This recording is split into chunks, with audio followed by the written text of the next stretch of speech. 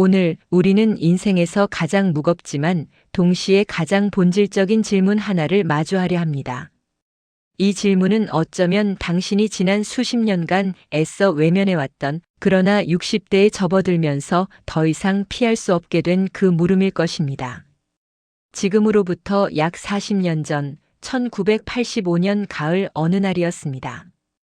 당시 35의 젊은 나이로 한 대기업 과장직에 올랐던 한 남성이 있었습니다. 그는 매일 아침 6시 30분에 일어나 7시 45분 지하철을 타고 출근했고 저녁 9시가 넘어서야 집에 돌아왔습니다. 주말에는 골프 접대가 있었고 명절에는 처가와 친가를 오가며 어른들께 인사를 드렸습니다. 그의 삶은 빈틈없이 채워져 있었고 그는 그것이 성공적인 삶이라고 믿었습니다.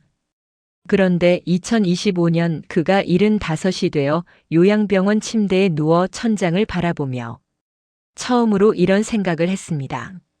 나는 정말 내가 원하는 삶을 살았던 걸까? 그 순간 그의 눈에서 눈물이 흘러내렸습니다. 이 이야기는 한 개인의 이야기가 아닙니다. 이것은 우리 모두의 이야기입니다. 우리는 지난 수십 년간 부모로서, 배우자로서, 직장인으로서, 며느리로서, 사위로서 그 수많은 역할의 무게를 짊어지고 살아왔습니다. 아침에 눈을 뜨면 가족의 아침 식사를 준비해야 했고, 직장에서는 상사의 눈치를 살펴야 했으며, 저녁에는 자녀의 숙제를 봐주거나 학원 차량을 기다려야 했습니다. 우리의 하루하루는 해야 할 일들로 가득 차 있었고 하고 싶은 일을 생각할 여유는 사치처럼 느껴졌습니다. 1990년대 초반 한국 사회는 급격한 경제 성장의 한복판에 있었습니다. 그 시절 우리는 더 나은 미래를 위해 현재를 희생하는 것이 미덕이라고 배웠습니다.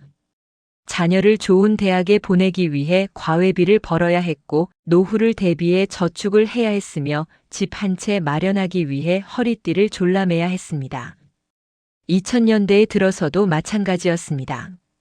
IMF 외환위기 이후 고용 불안정성이 커지면서 우리는 더욱 더 미래를 걱정하며 현재를 담보로 잡혔습니다. 그렇게 20년, 30년이 흘러갔습니다. 그런데 이제 60대 중반이나 70대 초반에 접어든 우리는 문득 이런 질문과 마주하게 됩니다. 내 삶의 남은 시간은 얼마나 될까? 통계청이 2024년 12월에 발표한 2023년 생명표에 따르면 한국인의 기대 수명은 남성이 약 80세, 여성이 약 86세입니다. 만약 당신이 지금 65세라면 통계적으로 남은 시간은 15년에서 20년 정도입니다. 5,475일에서 7,300일 사이입니다. 숫자로 환산하면 더욱 실감이 납니다. 만약 하루를 깨어있는 16시간으로 계산한다면 87,600시간에서 116,800시간입니다. 이 숫자들이 당신에게 어떤 감정을 불러일으키나요? 어떤 분들은 아직 시간이 많이 남았네라고 생각할 수도 있습니다. 하지만 대부분의 분들은 막연한 불안감을 느낄 것입니다. 왜냐하면 우리는 지난 수십 년을 나 아닌 시간으로 보냈다는 것을 이제야 깨닫기 때문입니다. 우리가 선택한 것이 아니라 선택당한 삶을 살아왔다는 것을 말입니다. 2018년 가을 서울 종로구의 한 작은 카페에서 70살의 한 여성이 친구들과 차를 마시고 있었습니다. 그녀는 평생 초등학교 교사로 일하며 세 자녀를 훌륭하게 키워냈고 모두가 인정하는 모범적인 삶을 살아온 사람이었습니다. 그런데 그날 친구 중 한 명이 우리 이제 하고 싶은 거 하면서 살아야지라고 말했을 때 그녀는 잠시 멈칫했습니다. 그리고 조용히 물었습니다. 근데 나는 뭘 하고 싶은지 모르겠어. 카페 안은 순간적으로 조용해졌습니다. 4명의 70대 여성들이 서로를 바라보며 같은 질문에 빠져들었습니다. 나는 정말 무엇을 하고 싶은가? 그들 중 누구도 선뜻 대답하지 못했습니다. 이것이 바로 우리가 마주한 현실입니다. 우리는 시간이 부족해서 불안한 것이 아닙니다. 남은 시간을 어떻게 채워야 할지 모르기 때문에 불안한 것입니다. 더 정확히 말하면 우리는 진짜 나가 무엇을 원하는지조차 잊어버린 채 살아왔기 때문입니다. 이 불안의 정체를 더 깊이 들여다보겠습니다. 2020년 대한노인정신의학회가 발표한 연구 자료에 따르면 65세 이상 노인의 약 33%가 우울 증상을 경험하고 있으며 그중 상당수가 삶의 의미 상실과 존재론적 공허함을 주요 원인으로 꼽았습니다. 서울대학교 노화고령사회연구소가 2022년에 실시한 한국 노인의 삶의 질 연구에서도 비슷한 결과가 나왔습니다. 경제적으로 안정되어 있고 건강 상태도 양호한 노인들조차 무엇을 위해 살아야 하는지 모르겠다는 응답이 48%에 달했습니다. 왜 이런 현상이 나타나는 걸까요? 우리가 살아온 방식을 돌이켜보면 답이 보입니다. 우리는 늘 다음을 위해 살았습니다. 초등학교 때는 중학교 진학을 위해, 중학교 때는 고등학교를 위해, 고등학교 때는 대학을 위해 공부했습니다. 대학을 졸업하고 나서는 취업을 위해, 취업 후에는 승진을 위해, 결혼 후에는 자녀 양육을 위해, 자녀가 성장한 후에는 그들의 결혼과 손주를 위해 살았습니다. 우리의 삶은 언제나 미래의 목표를 향한 준비 과정이었고, 지금 이 순간은 언제나 통과해야 할 관문에 불과했습니다. 그런데 이제 더 이상 준비할 미래가 없습니다. 자녀들은 이미 성장했고, 직장에서는 은퇴했으며, 사회적 역할도 대부분 내려놓았습니다. 그 순간 우리 앞에는 텅 빈 시간만이 펼쳐집니다. 마치 평생 달려온 기차가 갑자기 종착역에 도착했는데 정작 어디로 가야 할지 모르는 것과 같습니다. 2019년 봄 경기도 분당의 한 아파트 단지에서 일어난 일입니다. 74살의 한 남성이 매일 아침 6시에 일어나 정장을 차려입고 집을 나섰습니다. 부인은 남편이 어딘가 중요한 모임이 있는 줄 알았습니다. 하지만 실제로 그는 근처 도서관으로 가서 하루 종일 신문을 읽다가 저녁 6시에 집으로 돌아왔습니다. 이런 생활이 6개월 정도 지속되다가 어느 날 부인이 우연히 그 사실을 알게 되었습니다. 왜 그랬어요? 라고 묻자 그는 이렇게 대답했습니다. 집에 있으면 할 일이 없어서요. 그냥 뭔가 하는 척이라도 해야 할 것 같았어요. 이 이야기는 한 상담사가 2020년 노년기 정체성 위기에 관한 질적 연구라는 논문에서 소개한 실제 사례입니다. 이처럼 우리가 느끼는 공허함은 단순히 할 일이 없어서가 아닙니다. 그것은 더 근본적인 문제입니다. 우리는 평생 나를 위해 산 적이 없기 때문입니다. 우리는 항상 누군가의 부모였고, 누군가의 배우자였고, 누군가의 직원이었습니다. 우리는 역할의 옷을 입고 살았지, 나라는 실체를 직면한 적이 거의 없습니다. 그런데 여기서 중요한 전환점이 있습니다. 이 무거운 질문, 이 막연한 불안감이 사실은 우리 인생의 가장 큰 기회가 될 수 있다는 것입니다. 왜냐하면 이 불안은 우리에게 비로소 진짜 나를 만날 수 있는 시간이 주어졌다는 신호이기 때문입니다. 우리는 이제 더 이상 누군가의 기대를 충족시키기 위해 살 필요가 없습니다. 사회적 평가나 타인의 시선에서 자유로워질 수 있는 시간이 온 것입니다.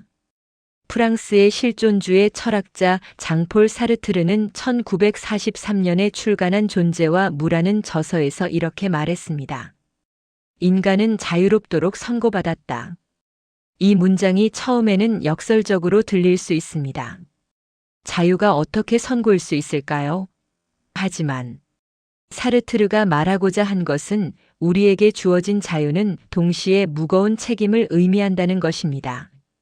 우리는 더 이상 어쩔 수 없었다, 해야만 했다는 변명 뒤에 숨을 수 없습니다.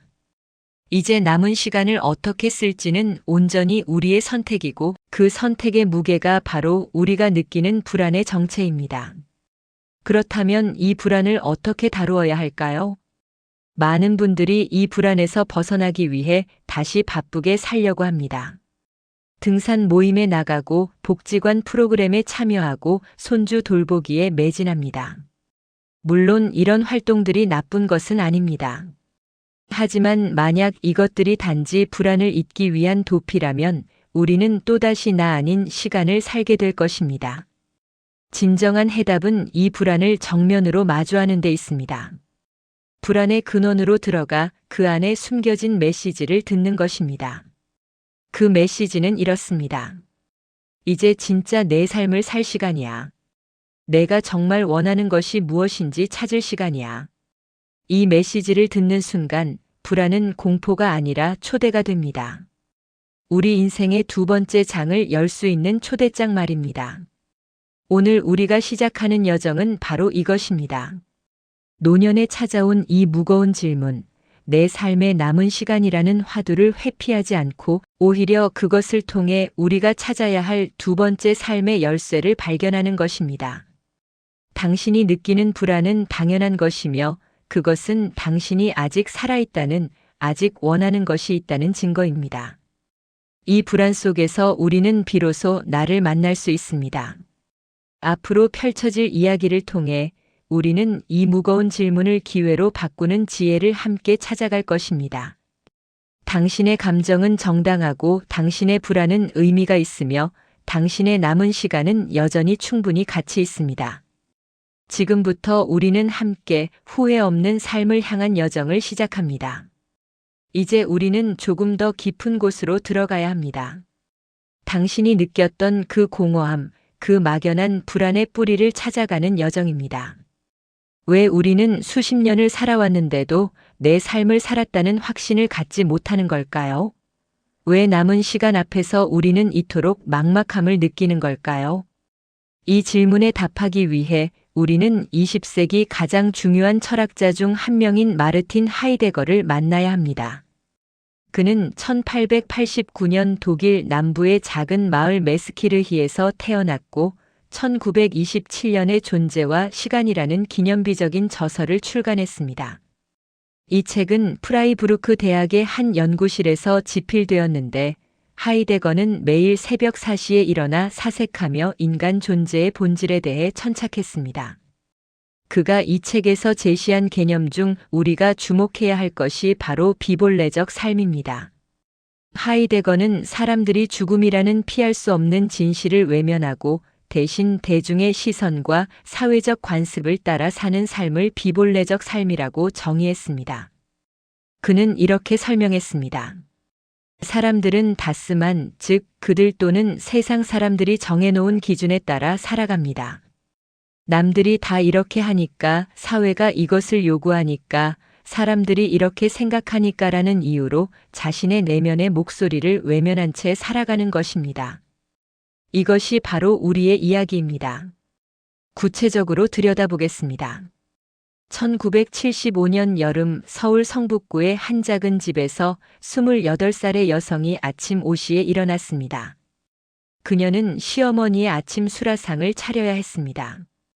밥은 갓 지은 것이어야 했고 김치는 적당히 숙성된 것으로 골라내야 했으며 된장찌개는 멸치 육수를 정성껏 우려내야 했습니다.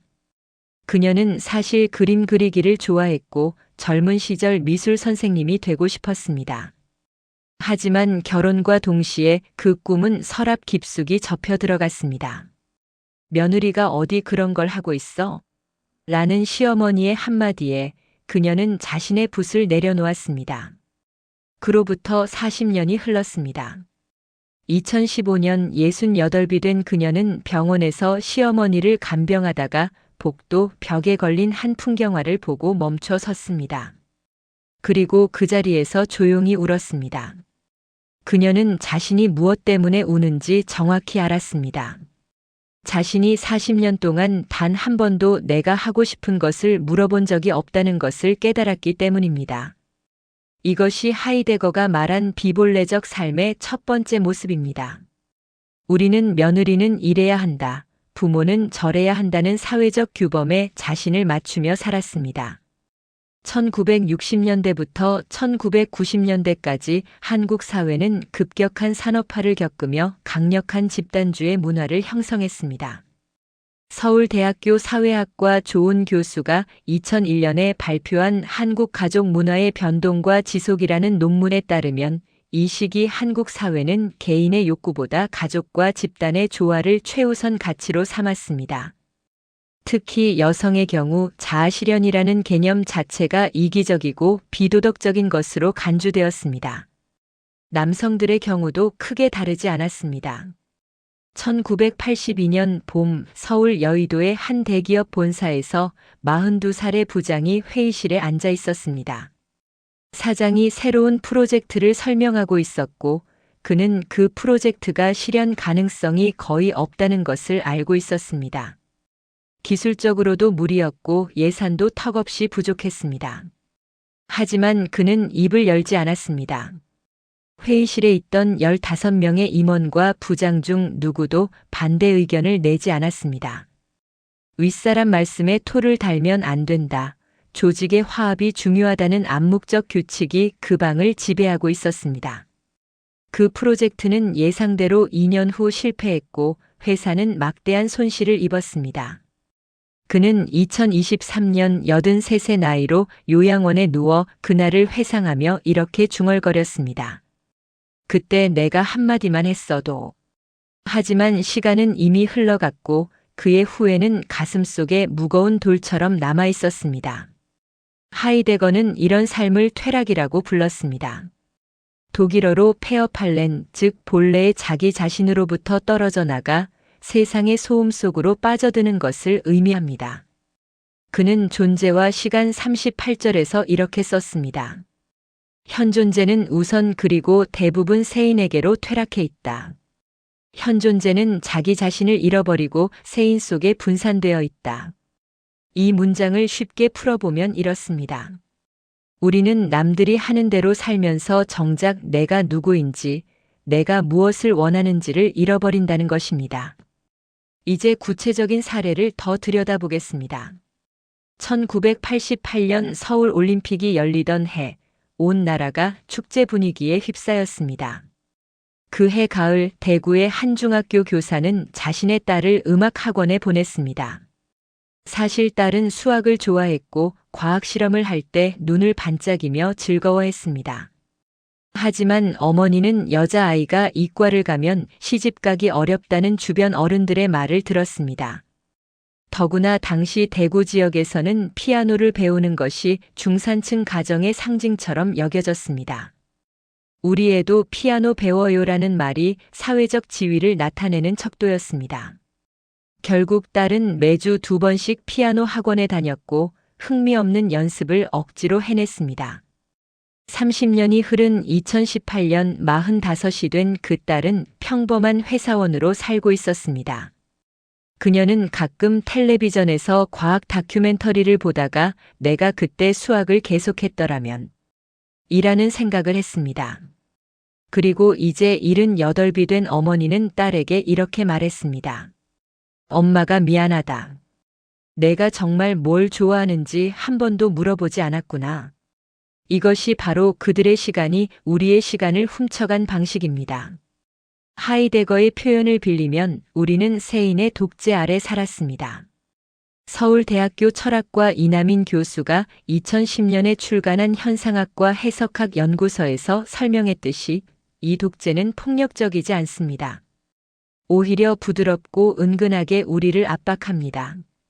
모두가 이렇게 하는데 너만 왜 다르게 하려고 하느냐는 시선이 우리를 옥죄입니다. 우리가 외면했던 또 다른 진실은 바로 죽음입니다. 하이데거는 사람들이 죽음을 회피함으로써 오히려 현재의 삶을 잃어버린다고 말했습니다. 우리는 어떻게 죽음을 회피했을까요? 1995년 가을 부산의 한 종합병원 중환자실에서 일어난 일입니다. 68세의 한 남성이 암말기 진단을 받았습니다.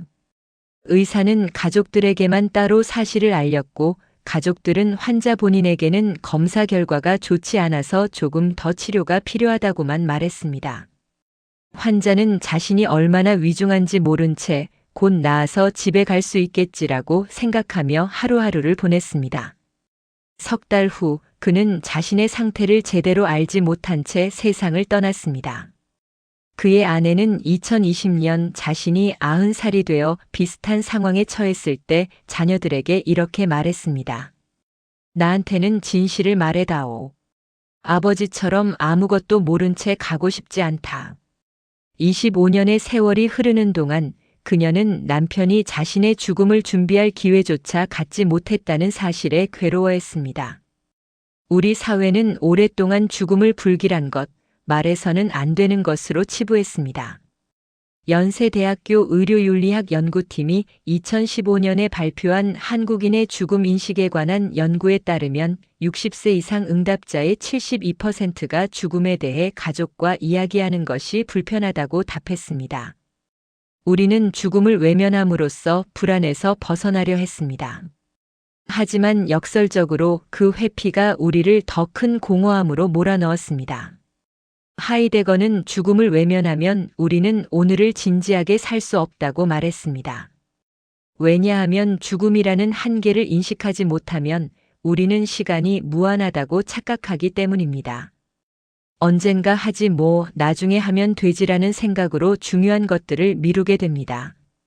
그리고 어느 날 문득 돌아보면 우리에게 남은 시간이 얼마 없다는 것을 깨닫고 당황하게 됩니다. 2003년 겨울 경기도 수원의 한 아파트에서 65살의 여성이 서랍을 정리하고 있었습니다. 그녀는 40년 전 대학 시절 친구들과 함께 찍은 사진을 발견했습니다.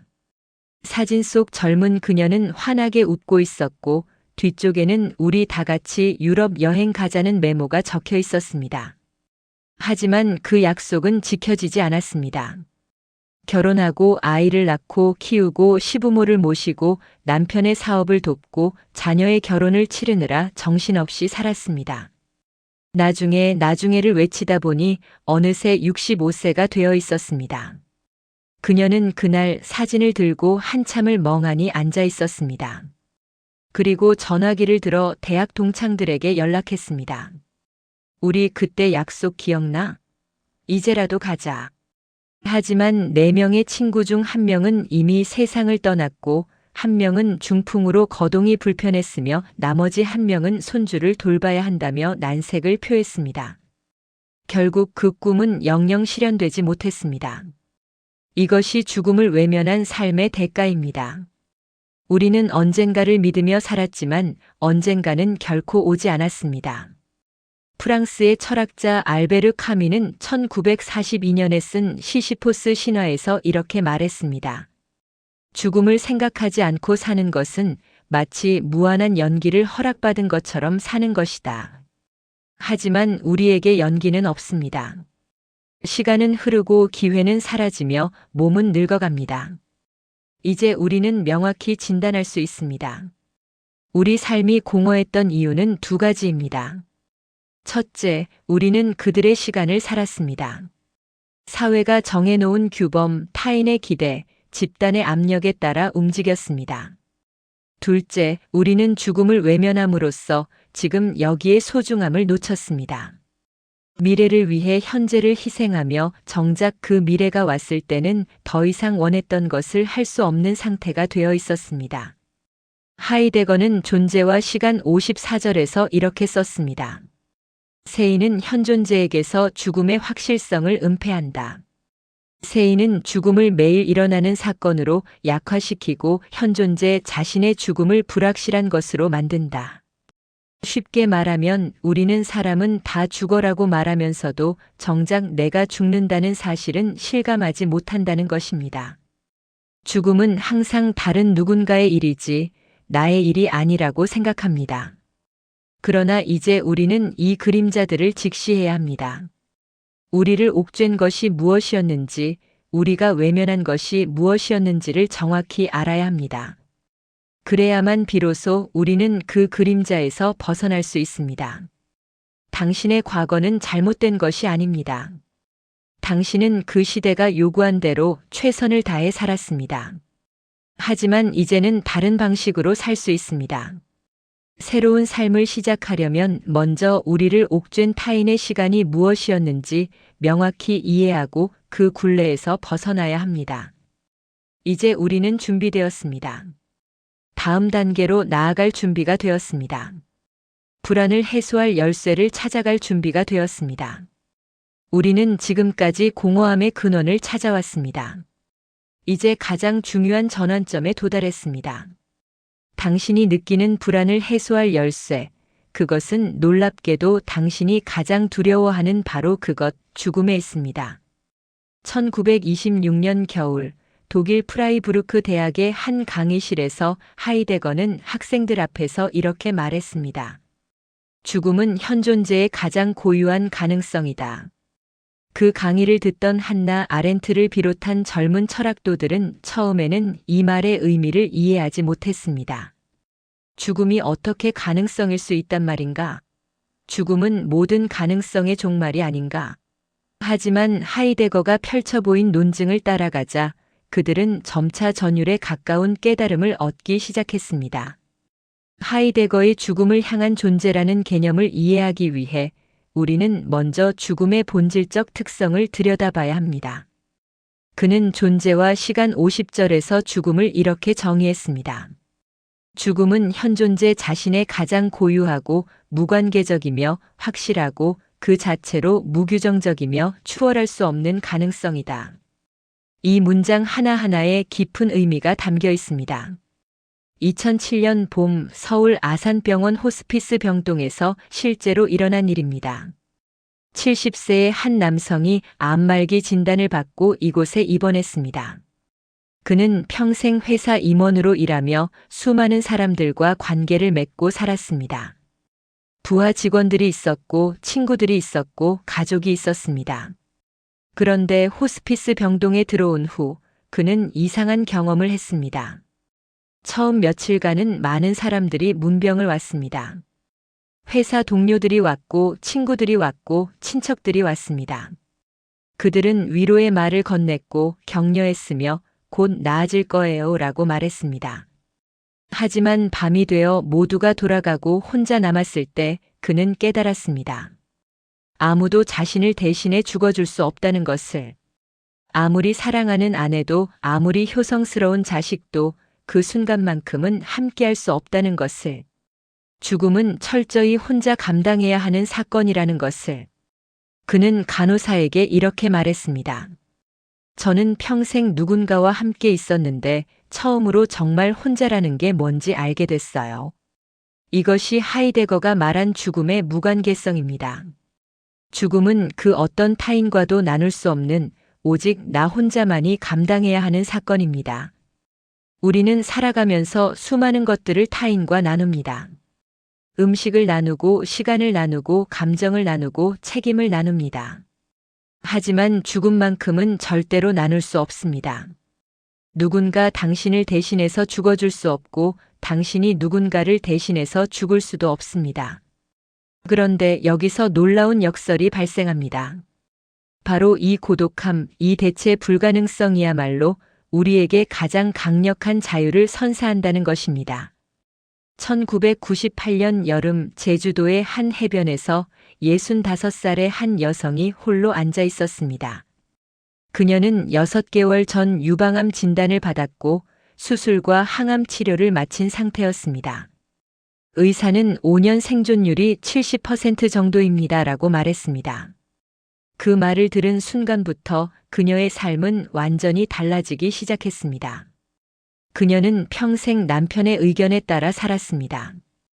어디로 이사할지, 자녀를 어떻게 키울지, 무슨 옷을 입을지까지 남편의 뜻을 물었습니다. 하지만 암 진단 이후 그녀는 이렇게 생각했습니다. 내가 죽을 때 남편이 대신 죽어줄 수 있나? 아니야. 결국 나 혼자 가는 거야. 그렇다면 지금부터라도 내가 원하는 대로 살아야겠어. 그날 제주도 해변에서 그녀는 평생 하고 싶었지만 남편이 반대해서 못했던 일들의 목록을 적기 시작했습니다. 도자기 만들기 배우기, 시집 출간하기, 단발머리로 자르기, 혼자 유럽 여행 가기. 그녀는 2023년 90살의 나이로 세상을 떠나기 전까지 그 목록의 모든 항목을 실천했습니다. 그녀의 장례식에서 딸은 이렇게 말했습니다. 엄마는 65세 이전과 이후가 완전히 다른 사람이셨어요. 이상하게 들릴 수도 있지만 암이 엄마에게 진짜 삶을 선물한 것 같아요. 이것이 바로 하이데거가 말하고자 한 핵심입니다. 죽음은 오직 나 혼자 겪어야 하는 누구와도 바꿀 수 없는 나의 고유한 가능성이기에 이 진실을 깨닫는 순간 우리는 타인의 기대라는 굴레에서 벗어나 온전히 나의 삶을 결정할 가장 강력한 자유를 얻게 됩니다. 조금 더 깊이 들어가 보겠습니다. 하이데거는 존재와 시간 53절에서 선구적 결의성이라는 개념을 제시합니다. 독일어로 포어라우펜데 엔트슐로센하이트, 즉 죽음을 향해 앞서 달려가는 결단을 의미합니다. 이것은 죽음을 회피하지 않고 정면으로 응시하며 그 한계 안에서 지금 이 순간을 온전히 살아내겠다는 결심입니다. 2012년 가을 부산대학교 철학과 세미나실에서 한 노교수가 정년퇴임 강연을 했습니다. 그는 70세였고 40년간 하이데거 철학을 연구해온 학자였습니다. 그날 그는 학생들에게 자신의 경험을 이야기했습니다. 저는 50대까지 하이데거를 머리로만 이해했습니다. 그런데 60대에 들어서 제 가까운 친구가 갑자기 심장마비로 세상을 떠났습니다. 장례식을 치르고 돌아오는 길에 저는 처음으로 하이데거가 말한 죽음을 실감했습니다. 다음은 나일 수도 있구나.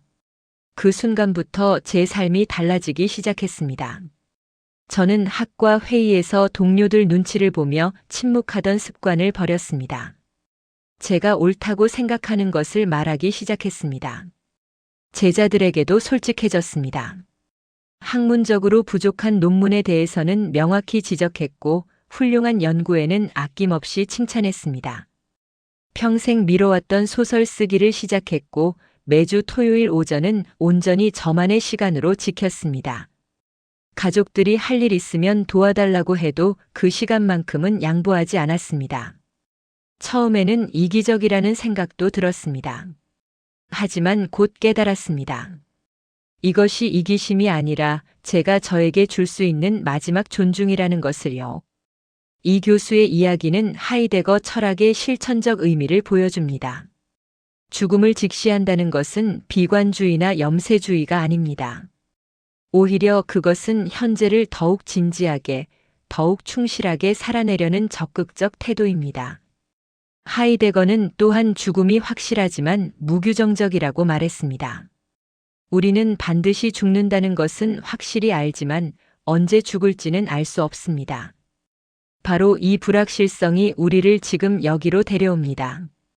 2015년 봄 강원도 춘천의 한 카페에서 72살의 전직 교사가 옛 제자와 차를 마시고 있었습니다. 제자가 물었습니다. 선생님, 요즘 어떻게 지내세요? 그는 잠시 생각하더니 이렇게 대답했습니다. 나는 매일 아침 일어나면 오늘이 마지막 날일 수도 있다고 생각해. 그러면 이상하게 모든 것이 소중해져. 아침 햇살도, 아내가 끓여준 된장찌개도, 손주가 보내온 문자 메시지도. 예전에는 내일 하지 뭐라고 생각하며 대충대충 넘어갔던 것들이 이제는 하나하나가 선물처럼 느껴져. 제자는 그 말을 듣고 선생님의 얼굴을 자세히 들여다봤습니다. 거기에는 슬픔이 아니라 평화로움이 있었습니다. 독일의 실존주의 철학자 카를 야스퍼스는 1932년에 출간한 철학 세 권에서 한계 상황이라는 개념을 제시했습니다. 그는 죽음, 고통, 투쟁, 죄책감 같은 피할 수 없는 상황들을 한계 상황이라 불렀고, 이런 상황에 직면할 때 비로소 인간은 자기 존재의 진실과 마주한다고 말했습니다. 죽음이라는 한계 상황 앞에서 우리는 더 이상 도피할 수 없습니다. 더 이상 나중에를 말할 수 없습니다. 지금 이 순간 여기서 결단해야 합니다.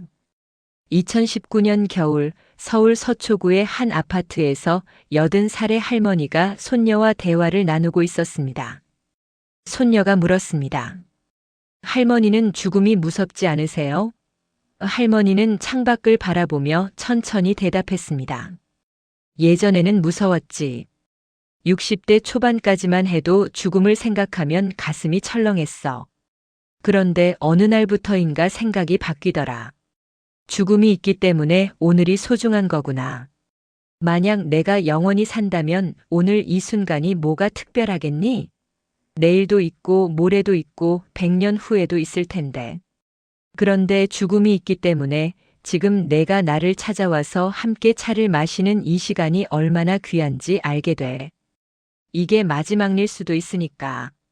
그래서 나는 지금 이 순간을 온전히 느끼려고 노력해. 내 얼굴을, 내 목소리를, 이 따뜻한 차의 향을 말이야. 이것이 바로 죽음이 선사하는 선물입니다. 죽음은 막연한 공포가 아니라 현재를 나의 것으로 만드는 축복의 경계선입니다. 프랑스의 철학자 블레즈 파스칼은 1670년에 출간된 팡세에서 이렇게 썼습니다. 우리가 현재를 생각하는 일은 거의 없다.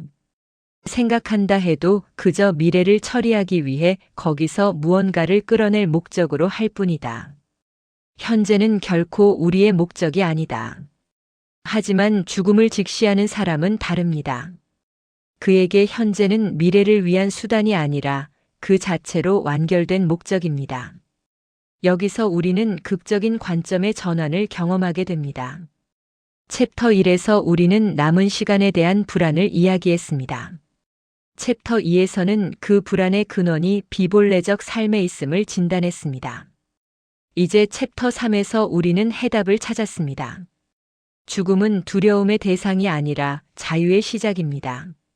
죽음을 정면으로 응시할 때 우리는 비로소 타인의 시선으로부터 해방됩니다. 2021년 여름 제주대학교 사회학과 연구팀이 노년기 삶의 의미 전환에 관한 연구를 발표했습니다.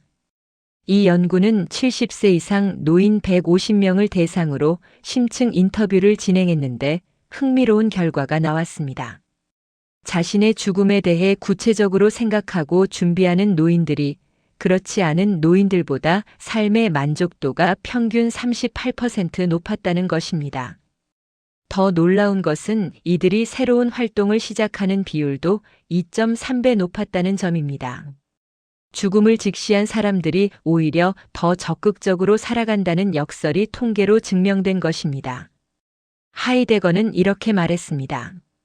죽음으로 선구함 속에서 현존재는 자기 자신을 향해 열려 있다. 세인의 독재로부터 해방된다. 이 문장을 우리의 언어로 번역하면 이렇습니다. 죽음을 회피하지 않고 똑바로 바라볼 때 우리는 처음으로 나를 만납니다. 더 이상 남들이 원하는 모습, 사회가 요구하는 역할이 아니라 진짜 나 자신을 마주합니다. 그리고 그 순간 가장 강력한 자유가 찾아옵니다.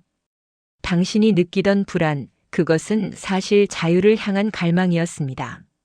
막연한 공포, 그것은 사실 진정한 삶을 향한 초대장이었습니다. 이제 우리는 죽음을 두려워하지 않습니다. 오히려 죽음이라는 한계를 인정함으로써 우리는 지금 이 순간을 온전히 우리 것으로 만들 수 있습니다. 이것이 죽음이 선사하는 가장 강력한 선물입니다. 이것이 당신을 자유롭게 할 진리입니다. 관점을 바꿨다면 이제 실천할 차례입니다. 죽음이 자유를 선사한다는 것을 이해했다면 그 자유를 어떻게 구체적인 삶으로 만들어갈 것인가가 남은 과제입니다. 본래적 삶이란 거창한 것이 아닙니다. 그것은 매일의 선택을 진정한 나의 의지로 채우는 작은 기술입니다. 2016년 봄 서울 종로구의 한 문화센터에서 70살의 한 여성이 수채화 붓을 들었습니다. 그녀는 50년 전 미술대학 입시를 준비하다가 부모님의 반대로 포기했던 사람입니다. 결혼 후에는 육아와 살림에 매진했고 자녀들이 성장한 후에는 손주 돌보기로 바쁜 나날을 보냈습니다. 그런데 69살 되던 해 겨울 그녀는 폐렴으로 입원했다가 옆 병실 환자가 갑자기 세상을 떠나는 것을 목격했습니다. 그날 밤 병실 침대에 누워 천장을 바라보며 그녀는 생각했습니다. 내가 지금 죽으면 정말 하고 싶었던 걸 한 번도 안 해보고 가는 거네. 퇴원 후 그녀는 곧바로 문화센터 수채화 반에 등록했습니다. 첫 수업날 선생님이 자유롭게 그리고 싶은 걸 그려보세요 라고 했을 때 그녀는 붓을 든 채로 한참을 멈춰 있었습니다. 무엇을 그려야 할지 몰랐습니다. 50년간 자신이 무엇을 원하는지 생각해 본 적이 없었기 때문입니다.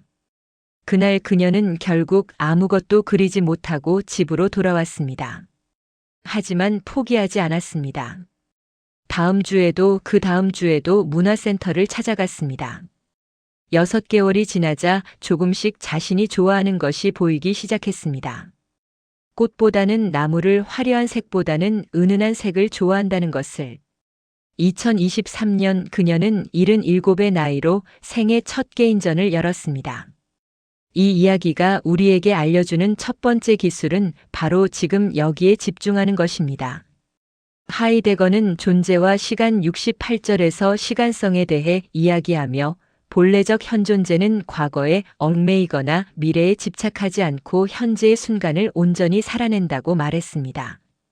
그는 이를 순간이라는 개념으로 설명했는데 독일어로 아우겐블릭, 즉 눈 깜빡임을 의미합니다.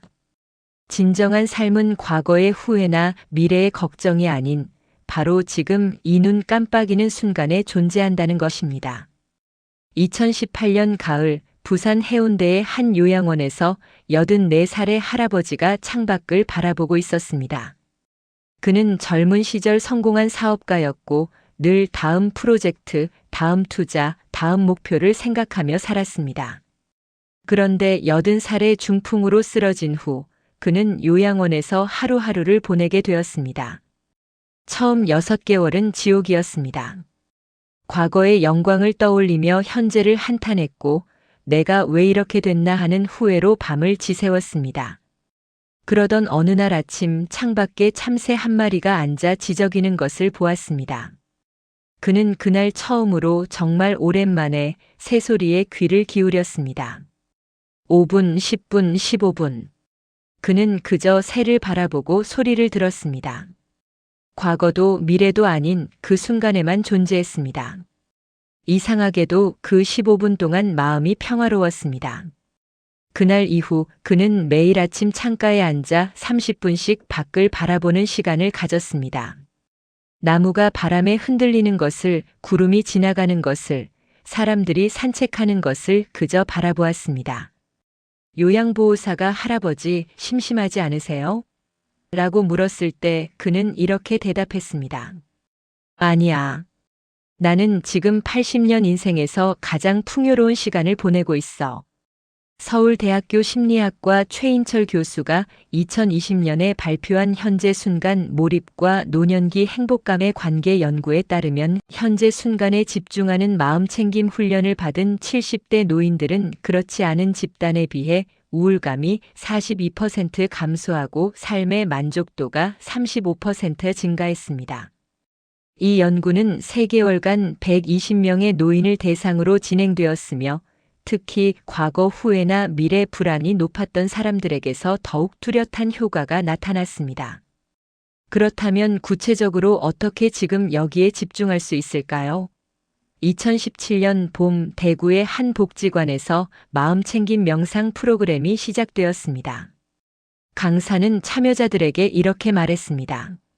지금부터 5분간 여러분의 호흡에만 집중해 보세요. 숨이 들어오고 나가는 것을 느끼세요. 다른 생각이 떠오르면 그것을 억지로 밀어내려 하지 말고 그냥 아, 생각이 떠올랐구나 하고 인식한 후 다시 호흡으로 돌아오세요. 68살의 한 참여자는 처음에 이것이 얼마나 어려운지 깨달았습니다. 30초도 안 되어 저녁에 뭘 해먹지? 아들한테 전화해야 하는데 무릎이 아픈데 병원 가야 하나? 같은 생각들이 밀려왔습니다. 하지만 6주간의 훈련 후 그녀는 5분, 10분, 20분까지 현재 순간에 머무를 수 있게 되었습니다. 그리고 놀라운 변화가 찾아왔습니다. 밥을 먹을 때 밥맛을 제대로 느끼게 되었고 손주와 놀 때 진심으로 그 시간을 즐기게 되었으면 산책할 때 주변 풍경이 예전과 다르게 보이기 시작했습니다. 그녀는 이렇게 말했습니다. 70년을 살았는데 제대로 산 건 이 몇 달밖에 안 되는 것 같아요. 두 번째 기술은 내 마음이 원하는 1%의 용기입니다. 본래적 삶으로 가는 길은 한 번에 180도 전환하는 것이 아닙니다. 작은 선택 하나하나를 바꾸는 것입니다. 2019년 겨울 경기도 수원의 한 아파트에서 74살의 남성이 아침 식사 자리에 앉았습니다. 부인이 물었습니다. 오늘 뭐 먹고 싶어요? 그는 평소처럼 당신이 해주는 거 다 좋아라고 대답하려다가 멈췄습니다. 그리고 잠시 자신의 마음을 들여다봤습니다. 나는 지금 정말 뭘 먹고 싶지? 5초, 10초가 지났습니다. 그리고 그는 처음으로 자신의 욕구를 말했습니다. 나는 된장찌개가 먹고 싶어요. 부인은 놀란 표우로 그를 바라봤습니다. 45년 결혼 생활에서 남편이 자기 의견을 명확히 말한 것은 거의 처음이었기 때문입니다. 이것은 아주 작은 변화였습니다. 하지만 그에게는 엄청난 용기가 필요한 일이었습니다. 그날 이후 그는 조금씩 자신의 의견을 말하기 시작했습니다. 일요일 오후에 가족들이 어디 갈까? 라고 물을 때 나는 집에서 쉬고 싶어라고 말했습니다. 친구들이 등산 가자고 할 때 나는 등산보다 산책이 좋아라고 말했습니다. 처음에는 어색했고 때로는 주변 사람들이 의아해했습니다. 하지만 6개월이 지나자 그는 자신이 훨씬 가볍고 자유로워졌다는 것을 느꼈습니다. 고려대학교 심리학과 김경일 교수가 2021년에 발표한 노년기 자기주장과 정신건강의 상관관계 연구는 흥미로운 결과를 보여줍니다. 일상적 선택에서 자신의 의견을 표현하는 빈도가 높은 노인일수록 우울증 발생률이 낮고 자존감이 높았습니다. 연구팀은 작은 선택에서의 자기주장이 누적되어 전반적인 삶의 통제감을 높인다고 설명했습니다. 여기서 중요한 것은 1%의 용기입니다. 처음부터 모든 것을 바꾸려 하지 마세요. 오늘 하루 단 한 가지 선택에서만 진짜 내 마음을 따라가 보세요. 아침에 입을 옷을 고를 때 남들이 어떻게 볼까 걱정하지 말고 내가 진짜 입고 싶은 옷을 입으세요. 친구와 통화할 때 다 좋아라고 말하지 말고 내가 정말 하고 싶은 것을 제안해 보세요. 이런 작은 선택들이 모여서 본래적 삶을 만들어갑니다. 세 번째 기술은 시간의 길이가 아닌 경험의 깊이에 집중하는 것입니다. 우리는 흔히 남은 시간이 얼마나 되나를 걱정합니다. 하지만 정작 중요한 것은 얼마나 오래 사느냐가 아니라 그 시간을 얼마나 충실하게 채우느냐입니다. 2014년 여름 제주도의 한 카페에서 80살의 할머니가 손녀에게 이야기를 들려주고 있었습니다. 할머니는 25살 때 첫사랑을 만났어. 그 사람과 단 3개월을 사귀었지. 그런데 그 3개월이 내 인생에서 가장 생생하게 기억나는 시간이야. 우리는 매일 만났고 함께 바다를 보러 갔고 밤새 이야기를 나눴어. 모든 순간이 너무 선명해서 지금도 그때 바람의 냄새, 그 사람의 웃음소리, 파도 소리가 기억나. 반면에 나는 30년을 직장에서 일했는데 그 30년은 몇 개의 장면으로만 기억나. 매일 비슷하게 반복되었고 별 생각 없이 살았으니까. 그녀는 손녀의 손을 잡으며 말했습니다. 시간은 길이가 아니라 밀도야. 내가 얼마나 깨어서 얼마나 온전히 그 순간에 존재했느냐가 중요한 거지. 이것은 단순한 회상이 아니라 과학적으로도 증명된 사실입니다. 연세대학교 인지과학과 연구팀이 2019년에 발표한 기억의 선명도와 경험의 몰입도 관계 연구에 따르면 사람들은 자신이 완전히 몰입했던 경험을 훨씬 더 오래, 더 선명하게 기억합니다. 연구팀은 10년 전의 몰입 경험이 1년 전의 무미건조한 경험보다 더 생생하게 회상된다고 밝혔습니다. 그렇다면 어떻게 경험의 밀도를 높일 수 있을까요?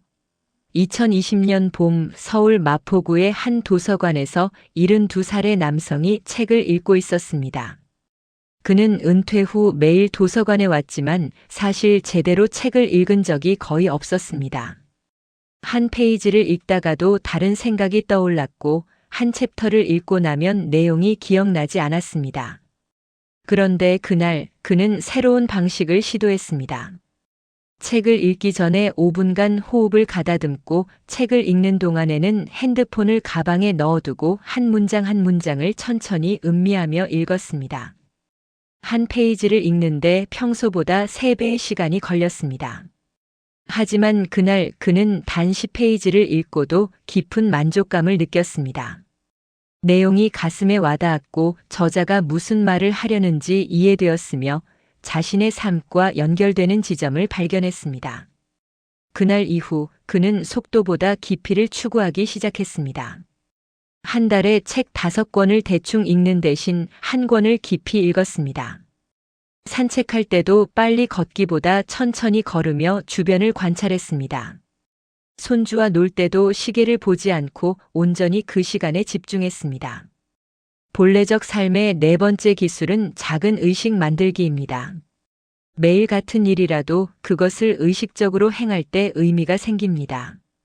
2022년 가을 광주의 한 아파트에서 76살의 여성이 매일 아침 6시 30분에 일어나 차를 끓입니다. 그녀는 이것을 단순한 차 마시기가 아니라 하나의 의식으로 만들었습니다. 찻잔을 정성껏 고르고 물을 끓이며 그 소리를 듣고 찻잎이 물에 퍼지는 것을 지켜보고 첫 모금을 입에 머금고 향을 음미합니다. 이 과정에 15분이 걸리지만 그 15분은 그녀의 하루를 지탱하는 중심축이 되었습니다. 이 시간만큼은 온전히 나만의 시간이에요. 누구도 방해할 수 없는 나와 나의 만남이죠. 프랑스의 철학자 미셸 푸코는 1984년에 출간된 자기 배려의 역사에서 고대 그리스 철학자들의 자기 수련 개념을 소개했습니다. 그들은 매일 자신만의 의식을 통해 자기 자신과 대화하고 삶을 성찰했습니다. 이것은 종교적 의미가 아니라 자신의 삶을 의식적으로 살아가기 위한 실천이었습니다. 매 순간을 온전한 몰입으로 채울 때 우리의 남은 삶은 후회 없이 풍요로워질 것입니다. 이것은 추상적인 철학이 아니라 오늘부터 당장 시작할 수 있는 구체적인 실천입니다. 지금 이 순간 당신은 어디에 있나요? 당신의 마음은 진짜 무엇을 원하나요? 오늘 하루 단 한 가지라도 온전히 몰입해서 경험해 보세요. 그것이 본래적 삶의 시작입니다. 우리는 긴 여정을 함께 걸어왔습니다. 노년에 찾아온 무거운 질문에서 시작해 우리를 옥죄는 그림자들을 진단하고 죽음이 선사하는 자유를 발견했으면 본래적 삶을 실천하는 구체적 방법까지 탐구했습니다. 이제 마지막 장에 도달했습니다. 이 모든 것이 우리를 어디로 데려가는지 그 종착점을 함께 바라보겠습니다. 2023년 봄 서울 성북구의 한 요양병원 정원에서 89살의 한 할아버지가 벤치에 앉아 있었습니다. 그는 6개월 전 췌장암 말기 진단을 받았고 의사는 길어야 1년이라고 말했습니다. 그날 오후 그의 장남이 찾아와 물었습니다. 아버지, 무섭지 않으세요? 할아버지는 한참을 정원의 목련나무를 바라보다가 천천히 대답했습니다. 무섭지 않아. 나는 내가 원하는 대로 살았거든. 물론 처음부터 그랬던 건 아니야.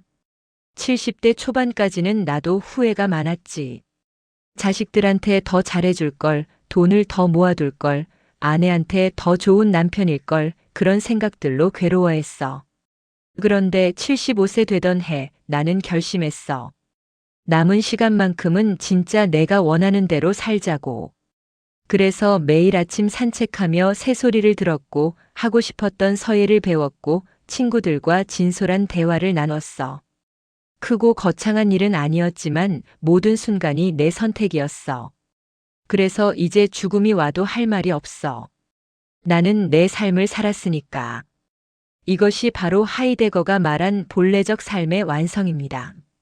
삶의 유한성을 인정한 사람은 더 이상 남은 시간을 두려워하지 않습니다.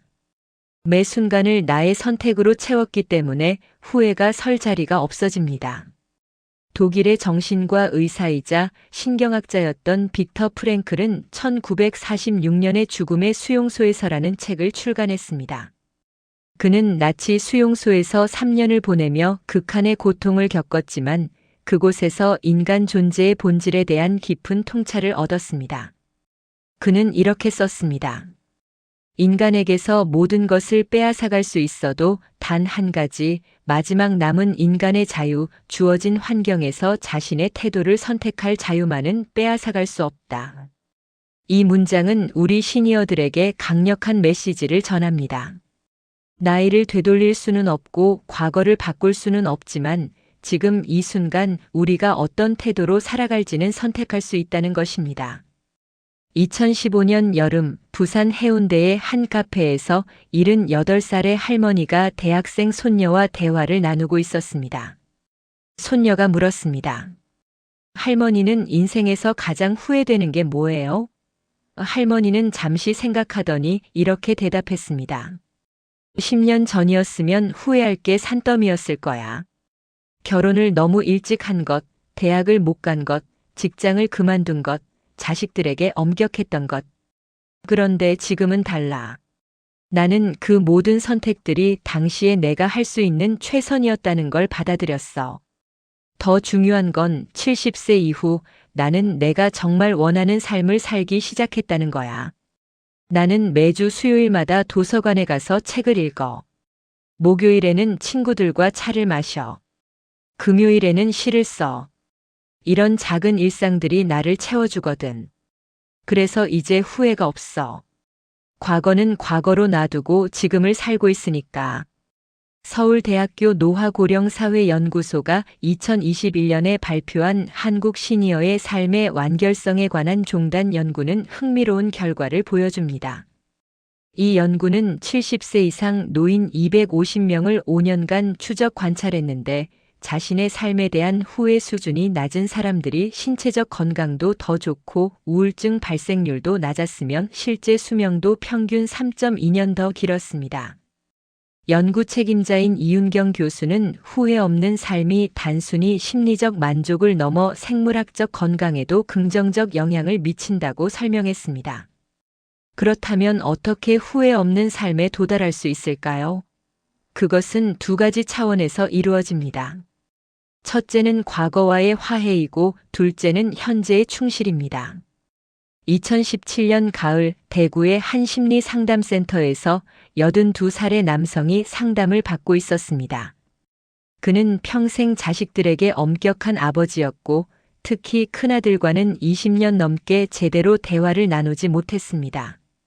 아들이 음악을 하겠다고 했을 때 강하게 반대했고 결국 아들은 아버지 뜻을 따라 의대에 진학했지만 두 사람 사이에는 깊은 골이 생겼습니다. 80대에 들어선 그는 이 일이 평생의 후회로 남아 괴로워했습니다. 상담사는 그에게 물었습니다. 그때 왜 그렇게 하셨나요? 그는 한참을 울다가 대답했습니다. 나는 가난하게 자랐어요. 음악으로는 먹고 살 수 없다는 걸 뼈저리게 알았죠. 아들이 나처럼 고생하는 걸 보고 싶지 않았어요. 내가 할 수 있는 최선의 사랑이었어요. 상담사가 말했습니다. 그렇다면 당신은 나쁜 아버지가 아니라 자신이 아는 방식으로 최선을 다한 아버지였던 거네요. 그 순간 그의 눈에서 눈물이 쏟아졌습니다. 그는 처음으로 자신을 용서할 수 있었습니다. 그날 이후 그는 아들에게 편지를 썼습니다. 내가 너를 사랑하는 방식이 서툴렀구나. 미안하다. 하지만 그것이 내가 할 수 있는 최선이었단다. 아들은 그 편지를 받고 20년 만에 아버지를 찾아왔습니다. 미국의 심리학자 에릭 에릭슨은 1950년에 아동기와 사회라는 저서에서 인간 발달의 8단계를 제시했습니다. 그중 마지막 단계인 노년기는 자아통합대 절망의 시기입니다. 에릭슨에 따르면 이 시기에 사람들은 자신의 삶을 되돌아보며 통합을 이루거나 후회와 절망에 빠집니다. 자아통합을 이룬 사람은 내 삶은 의미 있었다고 받아들이며 평화를 얻지만 그렇지 못한 사람은 내 인생은 실패였다는 절망 속에서 괴로워합니다. 에릭슨은 자아통합의 핵심을 수용이라고 보았습니다. 과거의 모든 선택을 좋았던 것도 나빴던 것도 있는 그대로 받아들이는 것입니다. 2019년 겨울 제주도의 한 해변에서 74살의 여성이 일기를 쓰고 있었습니다. 그녀는 1년 전부터 과거와의 화해 일기를 쓰기 시작했습니다. 매주 하나씩 자신이 후회하는 일을 적고 그때 왜 그런 선택을 했는지, 그 선택이 가져온 긍정적 결과는 무엇이었는지를 적었습니다. 예를 들어 그녀는 40대에 남편의 사업 실패로 큰 빚을 졌던 일을 후회했습니다. 하지만 일기를 쓰며 깨달았습니다. 그 힘든 시기를 함께 이겨내며 부부의 유대가 더 깊어졌고 자녀들이 어려움을 극복하는 법을 배웠으며 자신도 예상보다 훨씬 강한 사람이라는 것을 알게 되었다는 것을. 1년간 52편의 일기를 쓴 후 그녀는 이렇게 말했습니다. 내 인생에 완벽한 선택은 없었어요. 하지만 모든 선택이 나를 지금의 내가 되게 했어요. 그래서 이제 후회하지 않아요. 고려대학교 심리학과 연구팀이 2020년에 발표한 서사 치료와 노년기 자아 통합에 관한 연구는 자신의 과거를 글로 쓰며 재해석하는 과정이 후회감 감소에 매우 효과적이라고 밝혔습니다.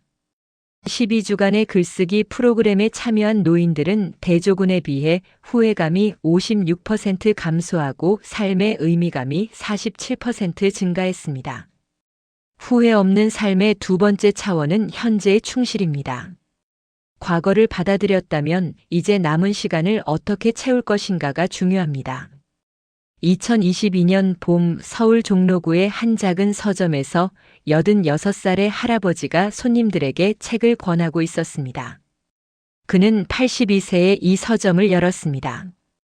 평생 공무원으로 일하며 책 읽기를 좋아했지만 은퇴 후 10년간은 그저 시간을 보내며 살았습니다. 그러다 82세 되던 해 그는 생각했습니다. 내가 정말 좋아하는 일을 하면서 죽고 싶다. 가족들은 이 나이에 무슨 서점이냐며 만류했지만 그는 작은 가게를 얻어 서점을 열었습니다. 처음에는 손님이 거의 없었지만 그는 매일 아침 9시에 가게 문을 열고 책을 정리하고 손님이 오면 진심을 담아 책을 추천했습니다. 4년이 지난 지금 그의 서점은 동네 사람들의 사랑방이 되었습니다. 젊은 사람들이 찾아와 책 이야기를 나누고 학생들이 공부하러 오고 노인들이 차를 마시러 옵니다. 그는 이렇게 말합니다. 나는 지금 내 인생에서 가장 행복해. 돈은 많이 못 벌지만 매일이 의미 있어. 내일 죽어도 후회 없어. 내가 원하는 일을 하면서 죽는 거니까. 프랑스의 실존주의 작가 알베르 카미는 1951년에 쓴 반항하는 인간에서 이렇게 말했습니다. 진정한 관대함은 현재의 모든 것을 바치는 것이다. 이 문장은 노년의 삶에 완벽하게 들어맞습니다. 우리에게 남은 가장 큰 선물은 지금입니다. 과거는 이미 지나갔고 미래는 불확실합니다. 하지만 지금 이 순간만큼은 우리 것입니다. 2023년 여름 연세대학교 의료원 세브란스병원 완화의료센터에서 흥미로운 연구가 진행되었습니다. 생애 마지막 6개월 무엇이 후회를 결정하는가라는 제목의 이 연구는 말기 환자 80명을 인터뷰했습니다. 놀랍게도 후회의 크기는 남은 시간의 길이나 병의 고통과는 관계가 없었습니다. 가장 중요한 요인은 현재 순간의 질이었습니다. 비록 몇 주밖에 남지 않았어도 사랑하는 사람들과 진솔한 대화를 나누고 작은 일상을 음미하며 자신이 원하는 방식으로 시간을 보낸 사람들은 평화로워했습니다. 반면 몇 년이 남았어도 그저 시간을 때우며 보낸 사람들은 깊은 후회 속에 있었습니다. 이제 남은 시간은 채워야 할 숙제가 아니라 내가 원하는 대로 쓸 수 있는 축복 같은 선물입니다. 우리는 더 이상 누군가의 기대를 충족시킬 필요가 없습니다. 우리는 더 이상 미래를 위해 현재를 희생할 필요가 없습니다. 지금 이 순간 우리는 자유롭습니다. 2024년 봄 광주의 한 공원 벤치에서 79살의 할머니가 벚꽃을 바라보고 있었습니다. 옆에 앉은 친구가 물었습니다. 요즘 어떻게 지내? 그녀는 미소 지으며 대답했습니다. 너무 좋아. 매일 아침 일어나면 오늘은 뭘 할까? 하는 설렘이 있어. 어제는 손주한테 편지를 썼고 오늘은 이렇게 벚꽃을 보러 왔고 내일은 도서관에서 시집을 읽을 거야. 크고 대단한 일은 아니지만 모든 게 내 선택이야. 그게 너무 좋아. 친구가 물었습니다. 죽음은 안 무서워? 그녀는 잠시 벚꽃잎이 바람에 흩날리는 것을 바라보다 말했습니다. 무섭지 않아. 나는 매일을 온전히 살고 있으니까. 벚꽃도 피었다가 지잖아. 그게 자연스러운 거야. 나도 내 시간이 오면 편안하게 갈 거야. 후회 없이. 우리는 우리의 삶의 마지막 페이지를 스스로 완성하는 주체적인 시니어입니다. 하이데거가 말했듯이 죽음을 향한 존재로서 우리는 가장 자유롭습니다. 죽음이라는 한계를 인정했기에 우리는 오히려 현재를 온전히 살 수 있습니다. 타인의 기대에서 벗어났기에 우리는 진정한 나로 살 수 있습니다. 오늘 이 깨달음을 통해 당신의 마음에 찾아온 평화와 해방감을 느끼시길 바랍니다. 당신이 살아온 모든 날들은 의미가 있었고 당신에게 남은 모든 날들은 축복입니다. 과거를 용서하고 현재를 사랑하며 미래를 두려워하지 마십시오. 매 순간을 당신의 선택으로 채우십시오. 그것이 후회 없는 완성된 삶입니다. 당신은 이미 충분히 훌륭하게 살아왔습니다. 이제 남은 시간은 온전히 당신을 위한 시간입니다. 두려움 대신 감사를, 후회 대신 평화를, 불안 대신 자유를 선택하십시오. 당신의 삶은 이미 아름다웠고 앞으로도 계속 아름다울 것입니다. 우리는 함께 후회 없는 완성된 삶을 향해 나아갑니다.